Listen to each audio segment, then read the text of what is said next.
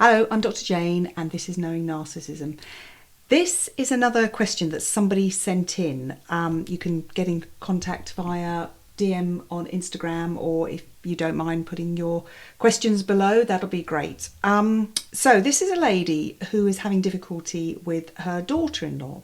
She says, the family moved to live nearby when they had their first baby. All was well until one day my son berated me for not being helpful enough to his wife, this lady's daughter-in-law. She accused me of saying something that I hadn't said. When she returned to work after the baby, I looked after the child, but she constantly complained via my son over how I was not minding her child properly, but she allowed this to carry on because it was childcare. I was told not to speak about any other grandchildren I had or refer to any of my other children when she was around. I walked on eggshells and my self-esteem took a knock. With COVID, I was quite relieved not to have to babysit. After the second baby, she went for treatment for postnatal depression, and I was sympathetic and we were getting on well.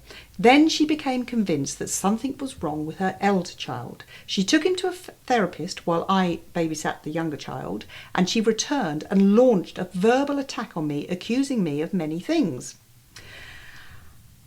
When I have visited, I have mocked by her. To my shame, I have lost my temper with her and told her that she was paranoid and controlling. I'm not entirely surprised. And I regret my words and I'm willing to apologise, but she won't come to the middle ground. 6 months on, her husband, my son, has changed from the sunny person that I knew to a very stressed man. She asked him to get my other children to back her, which they won't. It's as if she is trying to isolate my son away from all of us and bully me. The only time I get to see my grandchildren is half an hour a month when my son calls. He does not see any of his former friends, and they themselves have commented on this. What do I do? Well, yes, I think you are right to say that this woman has very strong narcissistic tendencies. She may not have a all singing and dancing narcissistic personality disorder diagnosis, but seemingly she's not that far. She has managed to get your son exactly where she wants him, which is just in her life, attending to her needs, attending to her wants. I imagine that the children become secondary to that, and it's interesting that she decided with not a lot of evidence that there was something wrong with the older child. Now, this is done quite frequently because that person wants attention. Oh, look, my son has got this diagnosis. I've seen people that have, they've brought their children along so I can have a look at them because they're convinced that there's something wrong with them. These children are fine. More often than not, these children are fine. It's just that they're young and they're pre-verbal, but they've read somewhere that they should be being able to quote Shakespeare at the age of 2 or something. And if they're not, then they must be X, Y or Z, and they go off and get them diagnosed. And it's a real shame because sometimes there are misdiagnoses of children and they end up having this label for their life. But that's exactly what the parent, and this is, I'm getting that kind of feeling about this daughter-in-law, that she wants something to be wrong with at least one of the children because then she can be the hero. She can be the one that got the diagnosis. She can be the one that organises the therapy. She can be the one that organises whatever is around that diagnosis. So again, she wants to be the one that gets the validation to feel special, etc., etc. Now, it's interesting as well that this lady has picked up on the isolation tactics of this woman.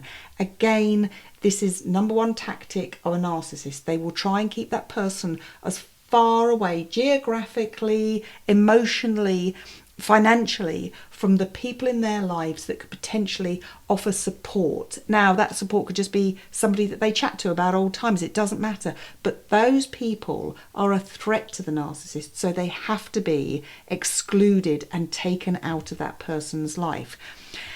When narcissistic people have children, we've talked about how you can be the hero in a certain diagnostic situation, but they will also use the children, they will weaponize the children, as this woman has, against not only other members of their partner's family, but the partner themselves. You can't possibly leave me, you can't possibly question me, you can't possibly challenge me, because I am the mother of your children. Remember that, I'm always going to be the mother of your children, and therefore I have massive control over them. So I this is all unsaid, well, sometimes it is said, I suggest you stick around if you care for their welfare.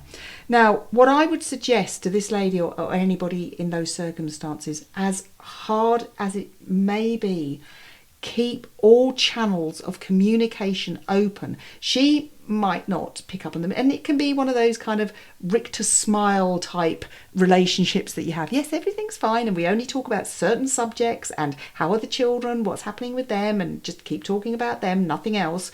But keep that channel of communication open, because it's important that the children know that they have that their paternal family, but it's also important that there's just more important, I think, that the son, this lady's son, knows that there are people there that will always, no matter what, be supportive and understanding and, most important, welcoming of him.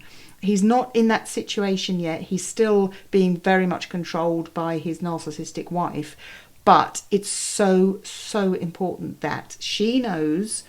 Sometimes it might have to be a little bit covert, but those channels of communication are always kept open. And it doesn't matter.